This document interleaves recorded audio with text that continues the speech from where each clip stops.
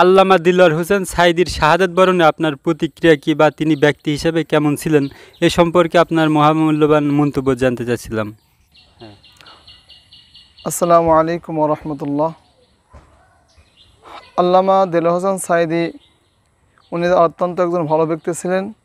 উনি জগৎ বিখ্যাত একজন আলেম ছিলেন, ইসলামী দায়ী ছিলেন, দায়ী ইলাল্লাহ। উনি ইসলামের বিবিধি খিদমত করেছেন,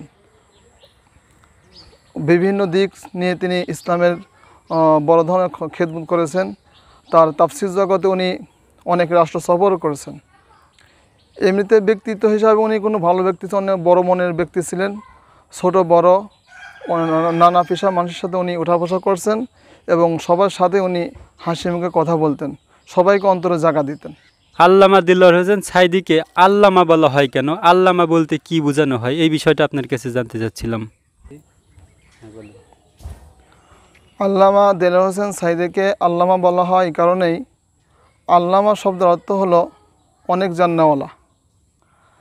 যেহেতু উনি দ্বীন লাইনে এলমে শরিয়াতের দিক থেকে কোরআন হাদিসের পাণ্ডিত্য উনি অর্জন করার কারণে, অনেক খেদমত করার কারণে, চতুর্মুখে দ্বীনি খেদমত করেছেন, বহুমুখে দ্বীনি খেদমত করার কারণে দ্বীনে অনেক সাইড তিনি পাণ্ডিত্য অর্জন করছেন, যার কারণে ওনাকে আল্লামা বলে করা হয়, অভিহিত করা হয়।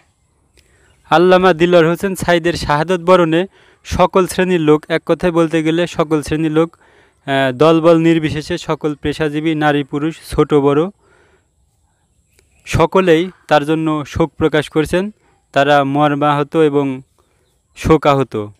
এ ব্যাপারে আপনার মন্তব্য জানতে চাই। আল্লামা দিলওয়ার হোসেন সাঈদী যেহেতু উনি জনপ্রিয় একজন ব্যক্তি ছিলেন, সমস্ত মানুষকে কাছে টেনে ইসলামের দাওয়াত দিয়েছেন, দাঈ আল্লাহ ছিলেন।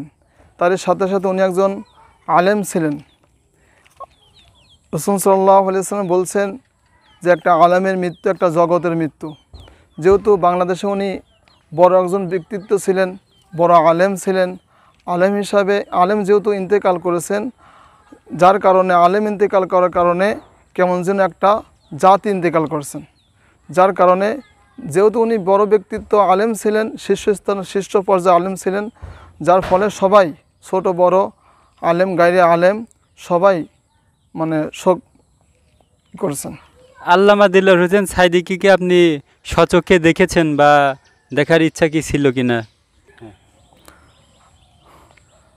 আল্লামা দিলওয়ার হোসেন সাঈদীর সাথে আমার সাক্ষাৎ করার খুব ইচ্ছা ছিল, সরাসরি যে হুজুরের সাথে একটু সাক্ষাৎ করব, মুসাফা করব, কিন্তু হয় নাই, সুযোগও পাই নাই, আর দেখারও সৌভাগ্য হয় নাই।